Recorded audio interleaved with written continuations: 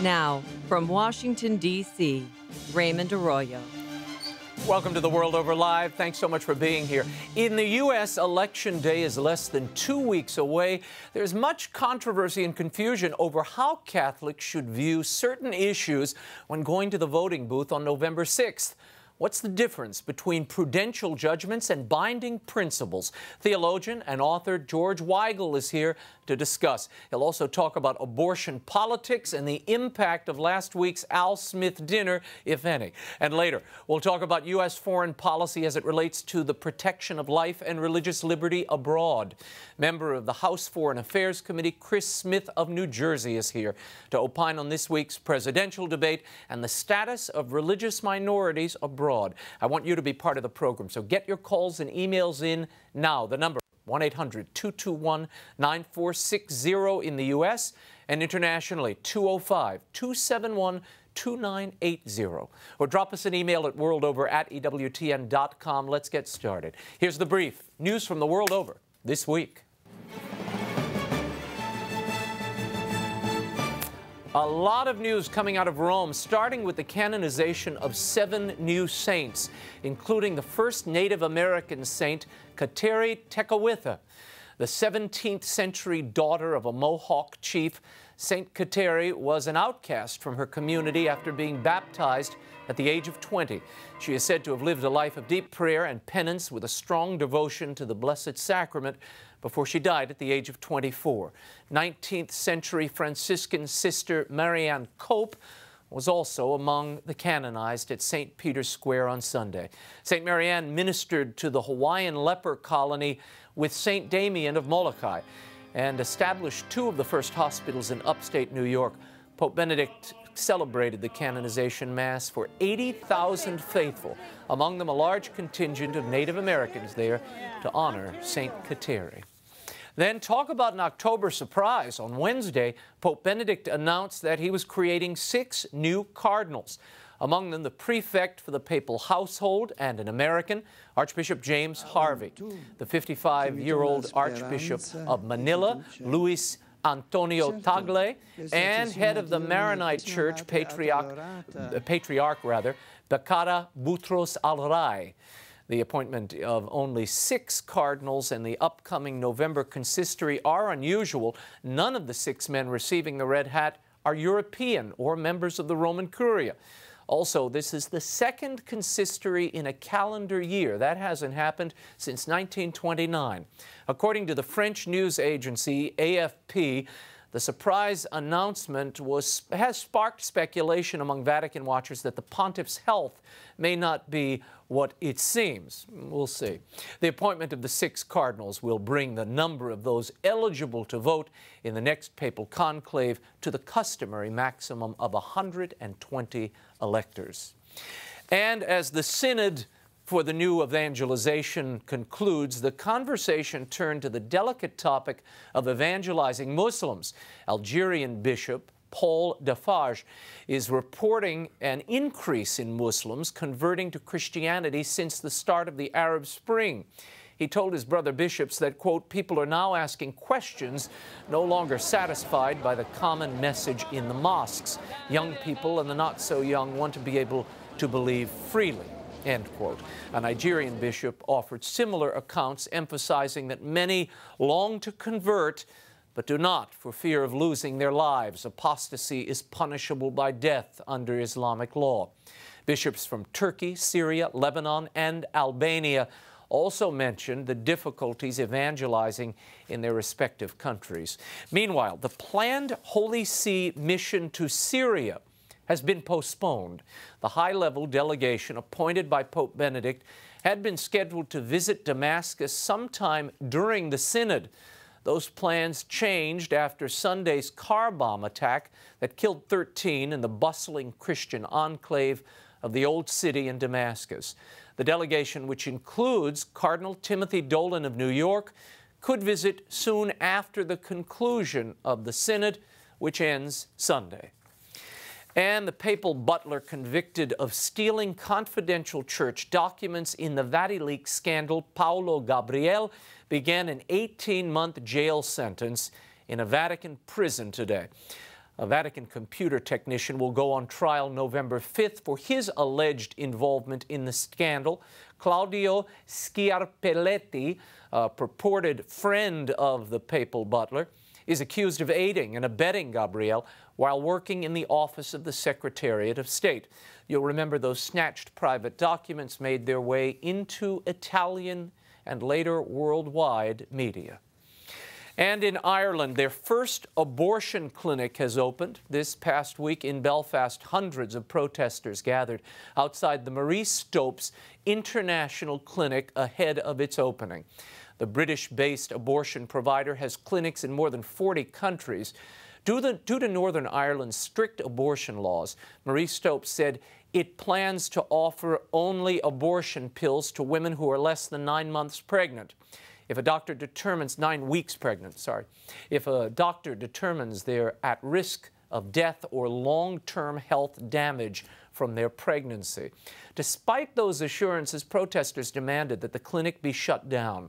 They see it as a beachhead for expanding abortion rights in Northern Ireland.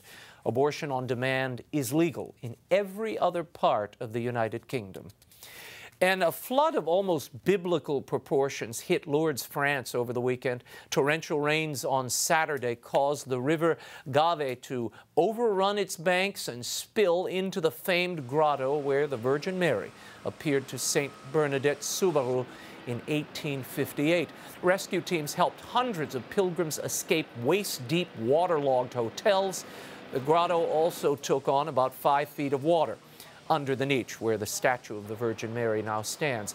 Visits to the grotto were temporarily suspended in order to clean up mud as deep as 8 inches.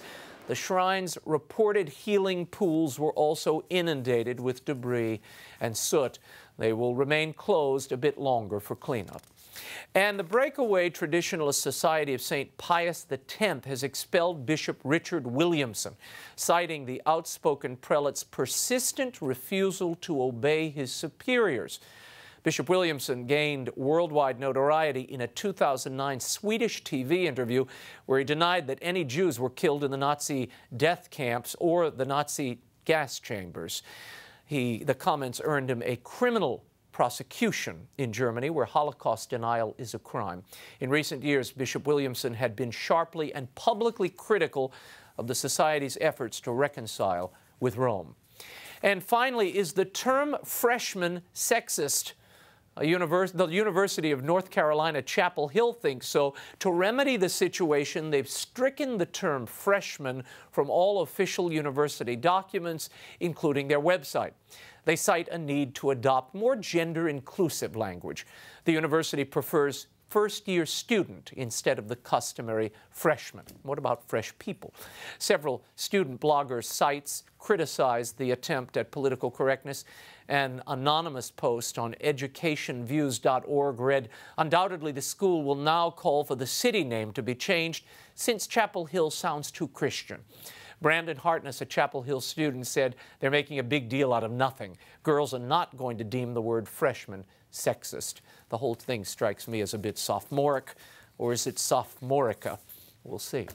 When we return, papal biographer George Weigel joins us to talk about the big issues of this election, the Catholic conscience, and how to use it on November 6th. The World Over Live continues in a moment. Stay right there.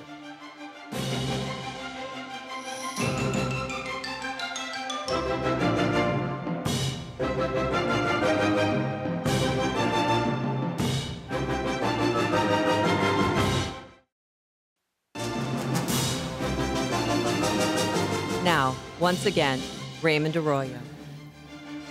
Welcome back to The World Over Live. As the voting booth beckons, there's always disagreement among Catholics in an election year about which issues are non-negotiables and which are open to discussion.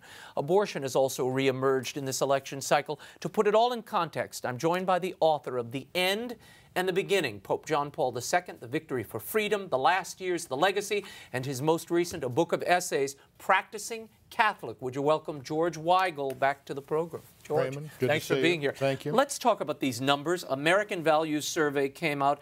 They interviewed 3,000 Catholic voters. They're claiming 49% are breaking for President Obama, 47% for Romney. Of the churchgoers, 6 in 10 go for Romney. Of the non-churchgoers, 6 in 10 go for Obama. What do you make of those numbers? It's the same as you would expect. There is no such thing as a Catholic vote in the United States, any more than there's a Protestant vote in the United States.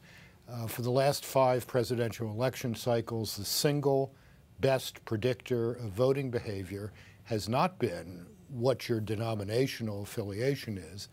It's been how often are you in church? People who are in church once a week or more skew heavily Republican. People who are in church once a year or less skew heavily Democratic, and it's a sliding scale in between. So it seems to me useless to talk about a Catholic vote. You're talking about a practicing Christian vote and a non-practicing Christian vote. Yeah, but even among the practicing ones, George, you've got 6 in 10 still going for Romney. 4 in 10 are going for President Obama. What do you make of that number? Why don't you see usually that swing is larger, isn't it? 6 in 10 is considered a landslide in any electoral sense of the term. If memory serves, John F. Kennedy got 70% of the Catholic vote, so that isn't that much more than that. I do think, I should say, I am struck by how many otherwise intelligent, alert Catholics have really not caught on yet, after 10 months, to the threat to the integrity of the Church posed by the Obama administration, and particularly the HHS contraceptive sterilization and abortion mandate. How people can have missed this is something of a mystery to me. But it's something that we need to focus on in the 12 days left. This is a grave threat to the institutional integrity of the Church and to conscientious Catholic employers. While you've brought it up, let's talk about the difference between a prudential judgment, which means that people can make up their own minds, and these non-negotiables. What are the non-negotiables, in your estimation, that people should keep in the forefront as they go to the polling booth? Well, I think the bishops have made clear throughout the year, applying the teaching of several popes and the Second Vatican Council, that the inalienable right to life at all stages of life and in all conditions of life is a non-negotiable. Religious freedom as the first of human rights is a non-negotiable. Whether the highest marginal tax rate should be 33%, 37%, 29%, or 24% is a negotiable. That's the fundamental difference here. But there are certain issues that are non-negotiable, not simply because the Church says, but because right reason tells us that a society in which the state can declare certain people outside the community of common protection is a danger for everyone. George, I want to share one moment with you. This was from the vice presidential debate. Vice President Biden said something that I think reflects the mindset of so many Catholics, some of whom are watching tonight. And, well, I'll let the bite speak for itself. I'd like your reaction. With regard to abortion, I accept my church's position on abortion as what we call de fide doctrine. Life begins at conception. That's the church's judgment. I accept it in my personal life. But I refuse to impose it on equally devout Christians and Muslims and Jews, and I just refuse to impose that on others. This is deeply incoherent and may be deeply dishonest at a number of levels. Vice President Biden has no problem imposing Obamacare on the entire government, on the entire society. That's a moral judgment. That's his judgment being imposed on everyone else. That's one incoherence. Secondly, it is absurd for anyone at this late stage of the game to say that the Catholic teaching on abortion, on the inalienable right to life of all, is like the Catholic teaching on the Immaculate Conception of the Blessed Virgin Mary. Catholic teaching on abortion is based on science. The product of human conception is a human being, period. and the first principle of justice that tells us that innocent human life deserves the protection of the law, period. You do not have to believe in 7 sacraments to get that. You don't have to believe in the primacy of the Bishop of Rome and the College of Bishops. No, this is a verifiable scientific fact. This is science and reason, and it does a deep disservice both to the faith and to the public debate for the Vice President of the United States to grotesquely misrepresent the nature of the Church's teaching like that, and to expose his own utterly incoherent position in such a crude way. This notion that there is a separation and a legitimate division between so-called social justice Catholics and pro-life Catholics. Address that for a moment. Should there be a division, and can there be? There is no such division. The teaching of John Paul II and Benedict XVI has made unmistakably clear that the life issues are priority social justice issues. So you can't take a pass on those questions in the name of being a, quote, social justice Catholic. Now, the Catholic concern for social justice does not end with the life issues of abortion, euthanasia, and so forth. It extends to questions that we're going to discuss later, like economy, like tax policy, like foreign policy. But to say that these are separable clusters of questions is just wrong.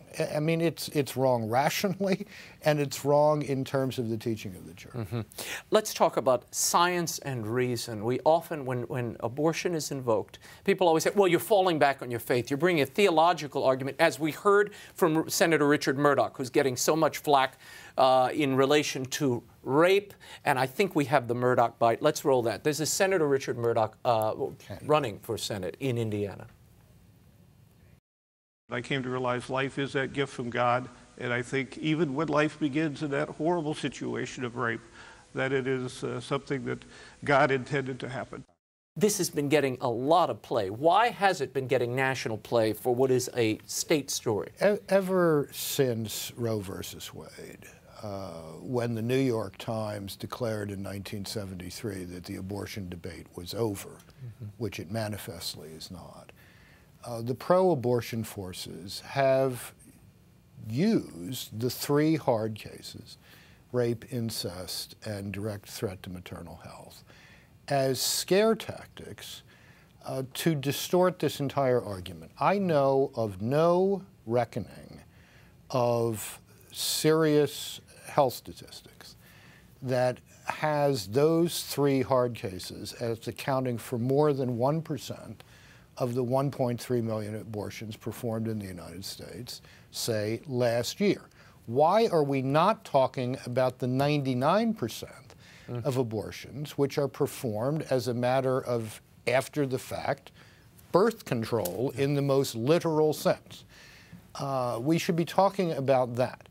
Why politicians feel compelled to speculate upon the imponderables of the divine will is a mystery to me. But jumping on this, as the Planned Parenthood world does and as certain political parties do, is a distraction from the main argument. Okay, George, we're going to go to the phones. We have someone on the line. Where are you calling from? What's your name? John from Massachusetts. Hey, John, what's your question? My question is, abortion, if you look at the congressional and senatorial elections in the country, abortion is a major issue in many individual races, especially here in Massachusetts, yet the bishops have been silent, really silent. I don't know if the bishops have been silent. George, do you hear silence from the bishops on this? I don't hear silence from the bishops at all. Massachusetts has a particularly difficult situation because you've got 2 candidates declaring themselves pro-choice. There's not much that the bishops of Massachusetts can do about that. Look, the Catholic bishops of the United States have made it absolutely clear for 40 years that abortion engages first principles of justice, that the state's claim that it can rule entire class of human beings, called the unborn, outside the protection of the laws is a fundamental threat to democracy and to a just society. There's nothing peculiarly Catholic about this teaching. The Vice President of the United States and his misrepresentation of that teaching notwithstanding. That's what serious Catholic voters need to focus on. This is also being used as a weapon, it seems, George, because some of these consultants on the Democratic side seem to think that this is the linchpin to unlock the women's vote. Is that a misunderstanding of where women are in It's a complete misunderstanding because, among other things, women suffer disproportionately from unemployment in the United States. And the idea that most women in America care primarily about saving the sexual revolution was blown up in several articles over this past election cycle by, among others, my colleague at the Ethics and Public Policy Center, Megan Klein. Let's talk for a moment. You wrote something that I found fascinating, and I'm sure some people watching will go, what is he saying? A robust economy is an economic and moral imperative. Explain that. The tragedy of unemployment is not simply to be understood in fiscal terms or lack of tax income terms. People who are unable to find dignified work, to support themselves, to support their families, are being diminished in their human dignity. So the robustness of an economy that allows the innate gifts of everyone, the creativity of everyone to flourish, is not just a fiscal imperative and an economic imperative and a political imperative, it's a moral imperative. John Paul II taught in the encyclical Laborum Exercens of 1981 that work is our participation in God's ongoing creativity of the world. That's a moral issue. And we shouldn't think of these things just in statistical terms. The unemployed person is someone who is being denied the capacity to be the person of dignity, the responsible person that God created them to be. I want to play a little bite for you. I hesitate to do this, but I'll try again. This is Archbishop Chaput of Philadelphia talking about Catholics and their obligation as they go to the polls. Listen and react. And I think many of the Democrats have thought they had Catholic votes for granted because they'll go with them no matter what the position of the party might be on abortion. That's why the position of the Democrat Party has gotten worse and worse and worse as time goes on, because Catholics haven't abandoned them as they moved in that direction. You know, we are Catholics before we're Democrats, we're Catholics before we're Republicans. We're even Catholics before we're Americans, you know, because we know that God has a demand on us prior to any government demand on us. We're Catholics before we're Americans or members of any party. You agree with that? I do. My Catholic Press column next week is on voting as an exercise of moral responsibility. We should vote with our brains, not with our glands. It is irresponsible to vote Democratic simply because Grandpa got a job from FDR, just as it's irresponsible to vote Republican because you have some vague, misty recollections of the Eisenhower administration. No single political party fully embodies the social doctrine of the Church. But Catholics who are paying attention will note that one of our two great political parties holds the teaching of the Catholic Church on the life issues, on the nature of marriage, in contempt. That's a serious problem. Let's go to Mary Pat from Kansas. Go ahead, Mary, you have a question. I have a question and a comment. The abortion debate, it just drives me nuts to see that word abortion. We have been defending the sanctity of human life. I think we're playing right into their hands if we keep talking about abortion. And the Catholic Church does not have a lock on this issue. Just as George Weigel just said, the Catholic Church does not have a lock on this issue. They're either given a bad rap or they're getting way too much credit. This is a natural law issue, and just like Murdoch, he was absolutely right. Every life, it comes from God the Creator. He was absolutely right. Yeah, but the question is a political forum the place to make that sort of theological distinction, and doesn't that open him up to this criticism, and it puts it into the political realm where it frankly doesn't belong. I think Mr. Murdoch would have been well advised to lay off speculations about the divine will. A. B, he should not fall into the trap of accepting the premise that the hard cases define a considerable number of the unwanted pregnancies in the United States in the course of a year. That is simply not true. We're talking about 1% max here. So let's get this discussion focused on the protection of the 1.3 million. I want to talk for a moment about the Al Smith dinner. I was at the dinner, and this is an occasion, and the Cardinal Archbishop Timothy Dolan of New York wanted this to be a model of civility, to show that the church could bring together even political opponents, and everyone could have a good time and be together for a moment. What this often is almost like a roast, where politicians come, they tell jokes, they clink glasses, and they leave. This year it was politically heated, given the conflict between the church and the Obama administration. Here is a little bit. This is Mitt Romney taking a little dig at the president, and then, well, the president in a moment. Look. Of course, the president has put his own stamp on relations with the church.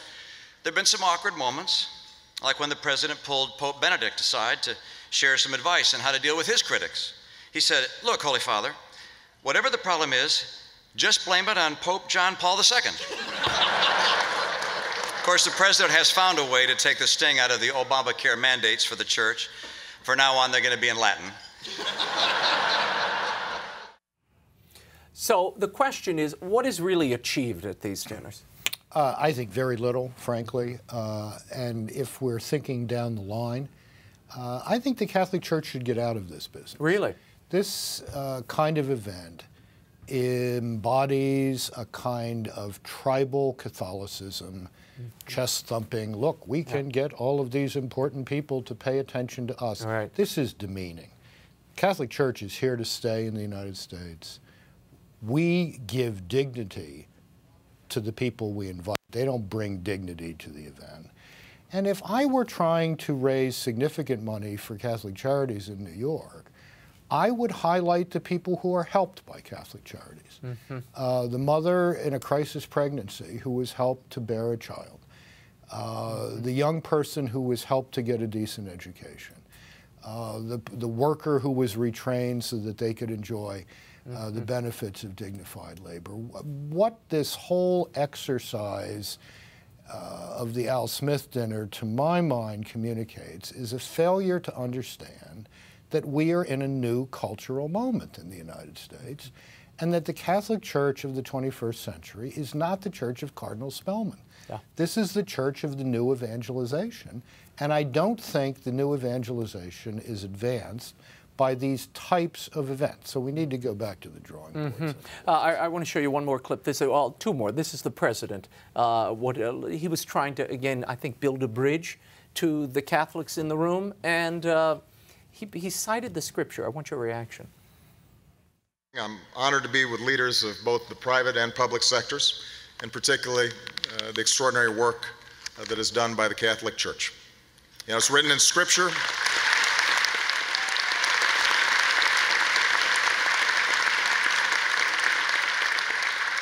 It's written in Scripture that tribulation produces perseverance, and perseverance, character, and character, hope.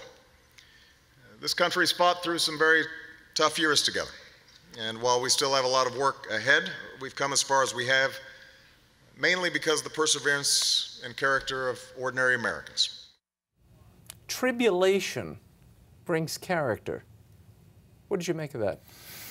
I'm never sure what is happening when public officials go to the Bible.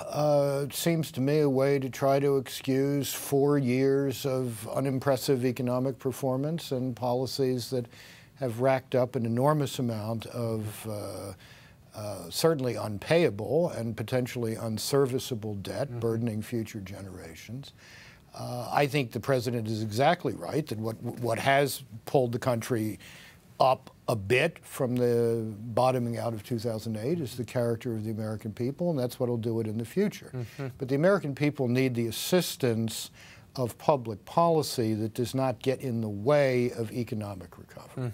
One of the most disturbing things I have to say, being at that dinner, I ran into Catherine Lopez, who's in the nosebleed section. Mother Assumpta Long is literally out in a hallway. There's no way she could see the dais where she was, on the third level of the ballroom. Why are they in the nosebleed section? A sister in full habit, two sisters. Meanwhile, you've got Katie Couric and Chris Matthews right behind the main players. This I found weird for a Catholic event to give no thought to the backdrop, how this would look for the outsider looking in. Is that the backdrop, the picture of a Catholic event that one wants to convey? And wouldn't it be better to show C-SPAN, CNN, whoever, Fox, who's ever covering these things, the real face of the work of Catholic charities? I mean, watching a bunch of wealthy folks eat dinner is not a great presentation of the social ministry of the Catholic Church. It just doesn't seem to me to make the slightest degree of sense. It might have made sense in the 1950s when Catholics were still deeply concerned about, you know, do we really belong? Yeah. Well, I'm sorry. Look, we really belong, and we don't need to chest thump and say, hey, look how important we are because we can get all these celebrities at a dinner. That's not the Church of the New Evangelization. Speaking of the New Evangelization, there's this synod going on, and we learned just last week in this Pew study that the number of people saying they are not affiliated with any religion in particular is rising. It's risen by 5% since they last did this. We're up to 20% of the population. First of all, do you think those numbers are accurate, and is this a challenge for the Catholic Church? I'm a little suspicious about that 22% Catholic number, which is about 4% lower than any other figure that is usually cited. So that's a bit odd. 20% unaffiliated doesn't mean 20% non-believer or unbeliever. Some of this, I think, has to do with the revolving door of the evangelical Protestant world, where people are in one community one year and another community the next year. It may have to do with the revolving door between Catholicism and evangelicalism and vice versa. Is there a rising tide of secularism in the United States? Probably yes, but what is more concerning, and what has been clear this year, not least at the Democratic Convention in Charlotte, is there is a new aggressiveness to high culture secularism. You call this the exclusivist secularism in a piece you recently wrote. What does that mean? It means that people like you and me have no place in the public square. This is a secularism that's not claiming its legitimate place in the debate, which we would happily grant it. It's saying it can have only its space, that the public space is its space exclusively, and that religiously informed moral conviction is a form of irrational bigotry. This has got to be challenged. That's the secularism I worry about. What would you tell people as they finally make their final decisions and head to the voting booth in the next week? This is perhaps the gravest election bearing on the future of the Catholic Church in the United States in my lifetime. The threat to the integrity of the Church and to its ability to carry out its educational, charitable, healthcare ministries is severe in the extreme. I would urge people to pray, to think carefully, to think for future generations, not just for the immediate moment, and to approach voting as an act of moral judgment, not simply as a coin flip, not as a glandular exercise. I do this way because I've always done it this way. Voting is not an exercise in nostalgia. It's an exercise in moral judgment, and that gives it a nobility, which is unfortunately masked sometimes by the reality show character of much of our politics. That doesn't mean that we have to be reality show voters. This is not American Idol. There's a lot more at stake, and we need to take that with the seriousness it deserves. Are you worried, George, as you look at the coverage, as you listen to the bishops, as you see the emails that no doubt cross your transom as they do mine, that because of the situation out there, the church is perceived as a partisan institution now? No, I think the church is perceived as, should be perceived and will be perceived if it articulates its message correctly, as a defender of basic principles of American democracy, including the first right, the first freedom, which is religious liberty. Very good. George Weigel, it's always a pleasure. Thanks for Raymond. coming out. We'll catch up with you after the election. George's book, The End and the Beginning, it's the sequel to the John Paul II biography. You should get it. Is available everywhere in paperback, as is his new book of essays, Practicing Catholic. You can find those online or at bookstores, wherever you shop. When we return, Congressman Chris Smith joins us to talk about U.S. foreign policy and the efforts to protect life and religious liberty abroad. The World Over Live continues in a moment. Stay right there.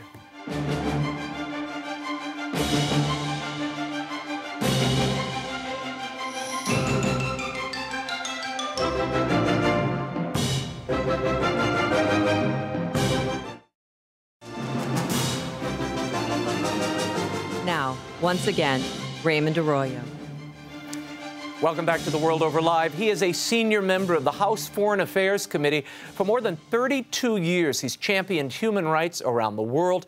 Last year, he was appointed chairman of the Congressional Commission on China. Here to talk about the recent presidential debate, U.S. foreign policy and its impact on human rights and religious freedom is Congressman Chris Smith of New Jersey. Congressman, Raymond, thank you so great to have you back on the program.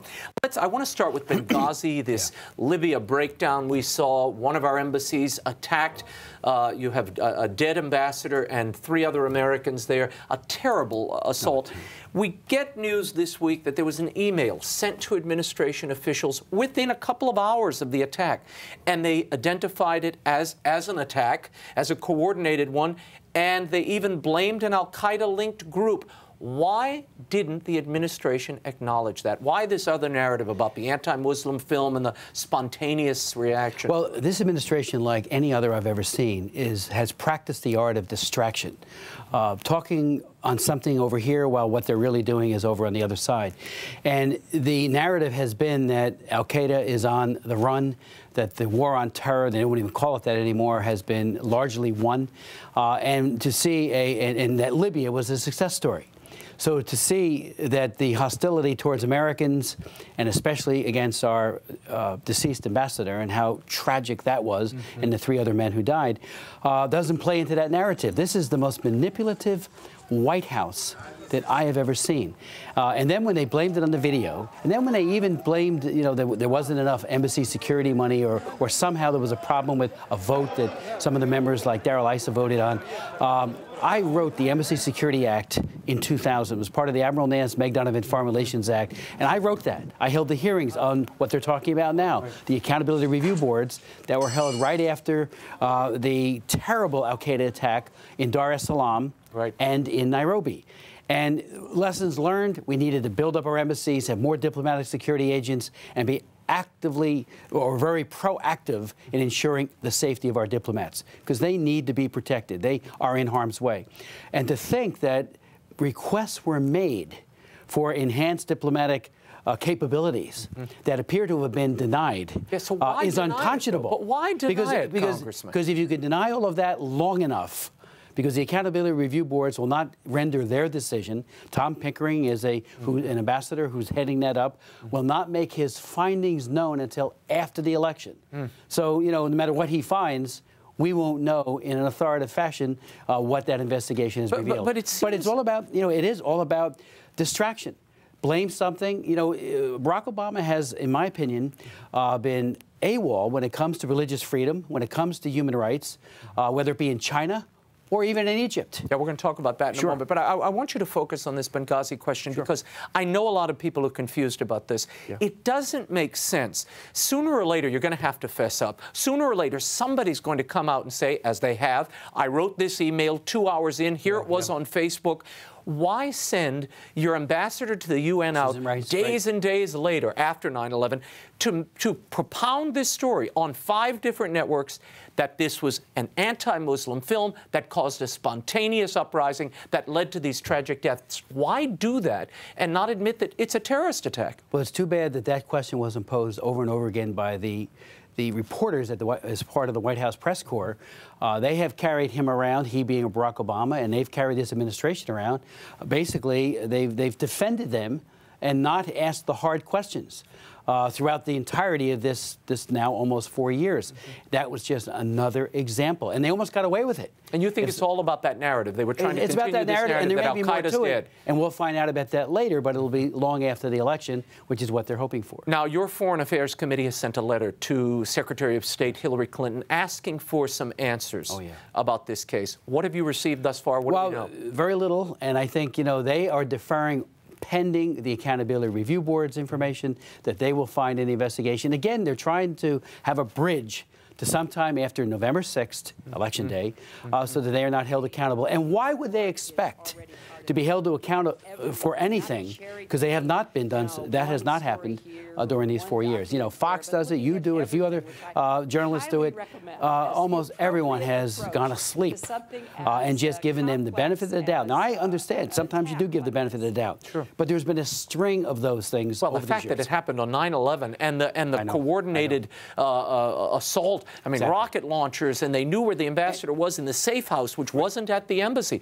All of this. And with the right kind of force, and maybe not even going to the consulate, which probably would have been the best idea of all, but the kind of force that you would need, you have to ensure that that's there.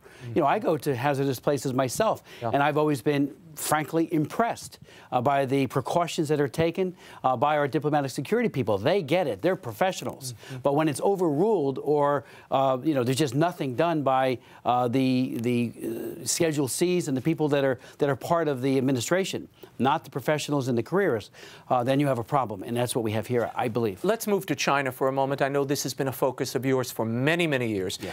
We received reports this week in the Shandong province, a woman 6 months pregnant. She has 2 children already. She is, all you can say is abducted by family planning officials, taken to a site. Tell us what happens. Well, she was forcibly aborted. She is now having very serious clinical depression as a direct result of it. But you got to realize, and I know you do, Raymond, this is every woman's story in China. Since 1979, the one-child-per-couple policy has said that brothers and sisters are illegal. Occasionally, some people are able to get a second child. They often have to bribe their way into a second child.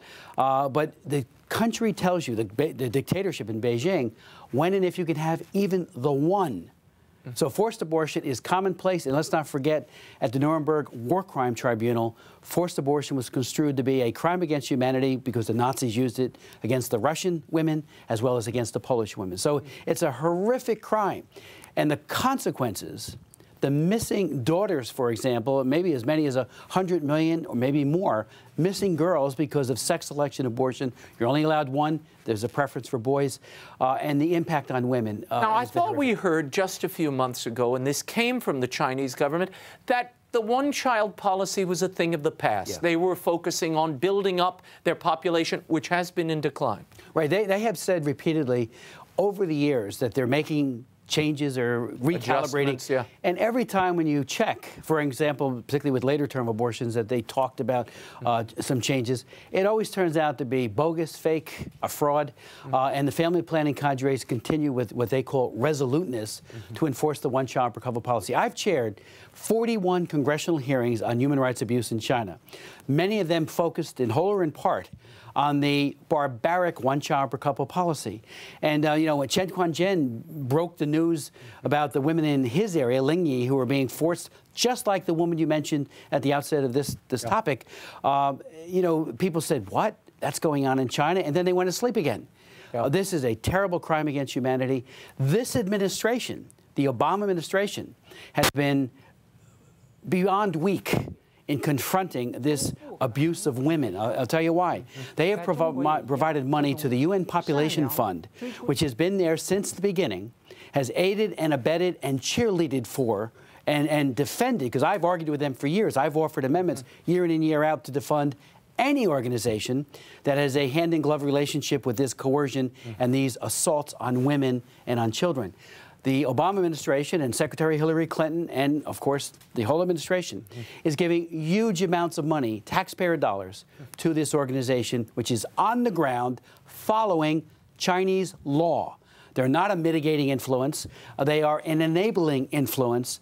And if I were a family or part of a family in China, I would look and say, how can the UN be here with American complicity as well, part of this program of coercive population control? And added to that, the Chinese and the UNFPA are trying to export the concept of 1 or 2 or 3 child per couple policies to Africa and to all other Asian countries, in proximity to, including the Philippines. And you only get there by coercion, by telling women, you can't have that child unless we say. She gets pregnant without authorization, they forcibly abort her. So much for pro-choice. Let's talk for a moment about the other part of this Chinese puzzle, the trade practices, the inability to unionize. The workers there cannot unionize by law. So how do we overcome these rules that are bent against any competition really coming into that marketplace? Well, I argued and actually was part of a filing of a petition to the USTR, United States Trade Representative, to do an investigation concerning the unfair trading practices of the Chinese government. They pay their workers between 10 and 50 cents an hour. There's no occupational and safety protections, nothing like we have here that protects the worker from accidents. And one estimate put it at 130,000 Chinese workers die every year. And it may even be higher. That's the officially recognized number, ballpark. Because they don't have protections. Now, how do United States American workers compete with a lopsided playing field like that? We can outcompete anybody. We can outproduce anybody. I mean, we have great workers here. But foreign sourcing occurs, in other words, locating your manufacturing in China. Oh, the slave labor as well. Because they can get away with it. And plus, added to that, the gulags, they call it the Lao Gai. They are engaged in making feeder parts and other things that end up in U.S. products. And this administration has done nothing to combat that. I want to play a bite. This is from the foreign policy debate, the final debate which happened this week in the United States. This is President Obama talking about his foreign policy record. I want to see what Congressman Smith thinks of this. Take a look. The central question at this point is going to be who's going to be credible to all parties involved. And they can look at my track record, whether it's Iran sanctions, whether it's dealing with counterterrorism, whether it's supporting democracy, whether it's supporting women's rights, whether it's supporting religious minorities. What do you think? Well, the president said twice in this debate, maybe 3 times, he supports religious minorities. This has been part of his administration. Well, the record does not comport with that assertion. And again, you can say it all you want, Mr. President, and I do respect the president, but it's simply not true. I gave you a lot of examples, but one of them is that in 1998, Congressman Frank Wolf, and I was one of the principal sponsors along with him, but he was a prime sponsor, we got enacted what's called the International Religious Freedom Act. Right. This administration, the Obama administration, took well over a year to even name someone to be the ambassador at large, to be the point person on religious freedom and persecution issues. If that wasn't a revelation of priorities by this administration, that's like, oh, do we have to do that? It didn't matter. And we pushed, name someone good. Secondly, in a place like Egypt, I've had 3 hearings this Congress alone on the violations of religious freedom in Egypt, with particular emphasis on the Coptic Christians. Let's talk about that for a minute. $1.3 billion we give the Egyptians. We recently did a cash transfer of $450 million. Now, you wanted to have religious freedom as a condition upon that money. Yes. Is that part of the bill? It was part of the bill. But what happened, and they were against it, they being the Obama administration, they did not want specific religious freedom language as conditionality to that $1.3 billion. And so it went in. And as usual, there were waivers. There's always waivers because you granted by whom? Congress does always put waivers on just about anything we do, believing that if the president acts in good faith, that the waivers will only be used in exceptional circumstances. Well, Secretary of State Hillary Clinton waived the religious freedom language, even though the Coptic Christians have had their churches burnt, their young girls are being abducted and sold or given to a man who happens to be Muslim. I've had 2 hearings on that alone. Very credible evidence, and they've done nothing on that issue. I even asked our ambassador in Cairo, what have you done? We've given you all this information about young girls being trafficked into Muslim households who happen to be Christian, now into the Muslim. They call it Islamicizing the womb. And she said, we haven't gotten around to it yet. That is unconscionable, in my opinion, to be there, the point person in country, and not raising very vigorously this abuse of little girls. We're talking about teenagers now, and there's also women with small children who have also been abducted or coerced into these forced marriages. Let's talk about Iran for a moment. So it was waived, bottom line. Iran, because this is another condition where, or another issue rather, where I think there have been waivers. Let's talk about this. In Iran, sanctions, hard sanctions, were put on the Iranian regime. Exactly. We know they are spinning centrifuges all over the country. Subterfuges too, maybe. A lot of they're very close to a nuclear device. The president says we've been tough on Iran and unrelenting. Is that a fair statement? That doesn't conform or comport with the reality on the ground. As the House Republicans, and there were Democrats and Republicans working hand in glove on this, thankfully, said that we need to tighten those sanctions because Iran is careening towards a nuclear capability. And unfortunately, we lost the first year plus with President Obama, who criticized Bush so much and said he wanted to, have an open hand, and Ahmadinejad and the rest of the gang in Tehran. So that is more time. He's given us more time to develop a weapon. But they are on a faster track now, perhaps than ever, to get the capability to create a nuclear bomb. And the sanctions need to be, first of all, they were sluggish in supporting anything sanctions-wise. They had huge objections during the process and slowed its passage. That said, they have waived or given, an accommodation to a number of countries, the largest of which is China, in terms of the export, the oil embargo. The oil embargo. So they allowed China to buy the Iranian oil. China is getting, the lifeline to Tehran is from China to Beijing, and we provided the ability to do it. And we did it at least until sometime in December, and if Obama is reelected, that waiver will continue. And we're talking about 450,000 to 550,000 barrels of oil per day, not week or month, per day, flowing from Iran to China. And if that doesn't provide them with currency and financial enabling, I don't know what does. Stability. So when he talks to how tough he is, that is the litmus test of whether or not we're serious about sanctions against Iran. Very quickly, before I play a final bite for you, we've seen it in the emails. We heard a little bit of it at the debate. What qualifies Mitt Romney to lead this country in the foreign policy realm, given that he's been only a governor in Massachusetts and he's run an Olympics? Well, Ronald Reagan was a governor. And he had peace through strength as one of his core values, the promotion of human rights, and the culture of life. So what a man or woman stands for does matter, and Barack Obama, frankly, is the abortion president. The culture of abortion has been exported by way of our State Department. It's been imposed upon the church here, as we all know, through the so-called mandate. So that's where he stands. So what a person stands for does matter. But I think Mitt Romney has been a very capable governor.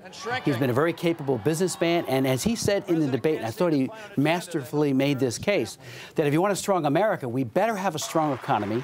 We better have a job expansion underway, or else all the other things like supporting our military become much harder to do, if not impossible. You mentioned the HHS mandate a moment ago. This came up at the vice presidential debate. Vice President Biden looked into the camera and said this. I want your reaction. With regard to the assault on the Catholic Church, let me make it absolutely clear. No religious institution, Catholic or otherwise, including Catholic Social Services, Georgetown Hospital, Mercy Hospital, any hospital, none has to either refer for contraception, none has to pay for contraception, none has to be a vehicle to get contraception in any insurance policy they provide. That is a fact. That is a fact. Congressman Smith, is that a fact? Absolutely not. The Catholic Conference, the USCCB, Conference of Catholic Bishops, put out a statement the next day saying this is not a fact. The fact that so many, whether from EWTN to Priests for Life to Ave Maria Law School to Notre Dame, which feted him and gave him a an honorary doctorate of law early in his career. The only thing that was accurate in what the Vice President of the United States, Joe Biden, said was it is an assault on the Catholic Church. But I would expand that. It's assault on all people of religious conviction or moral conviction who believe that they should not be coerced or forced into providing abortion-inducing drugs and all means of preventing pregnancy. With no copay, it's just 100% you must do it or else you are disqualified and heavily fined by the federal government. The Obama mandate is an attack on religious freedom. Very good. Congressman Chris Smith, thanks for being here. Raymond, thank you so much. Great. For more on the work of Congressman Smith, go to chrissmith.house.gov. Before we go, I want to tell you about a very special event I'm emceeing in New York City, and you can join us. On November 12th, I'll be emceeing a concert called Voices United. It's at the Beacon Theater on Broadway. It's a fundraiser for St. Malachy's, the Actors Chapel, and Covenant House. Now, two great Catholic groups that do so much to help the poor and needy. The concert will bring together choruses from all over North America and abroad. Headlining the evening will be the incomparable singer Linda Eder. There are only about 3 singers that I'd pay to hear today, and she is one of them. She's got a big, beautiful Broadway voice. I've seen her many times. Eder is a real treat. So come see a wonderful show and support an important cause. You can go to Voices United, all one word, voicesunited.com for tickets. The show is on November 12th in New York at the Beacon Theater. Don't miss it. We're going to have a great time. I've also linked a Playbill article about the show and Ticketmaster info on my Facebook and Twitter pages. There's also a clip of Linda Eder there for those of you who don't believe me. Go to RaymondArroyo.com. The Twitter and Facebook pages are linked on the left-hand side of the site. You can like me on Facebook and follow me on Twitter at Raymond Arroyo. Maybe I'll see you next time in the Big Apple. Until next week, we'll be scouting the world over for all that is seen and unseen. On behalf of the staff and crew of EWTN News, I'm Raymond Arroyo. Thanks for joining us. We'll see you next time. Bye now.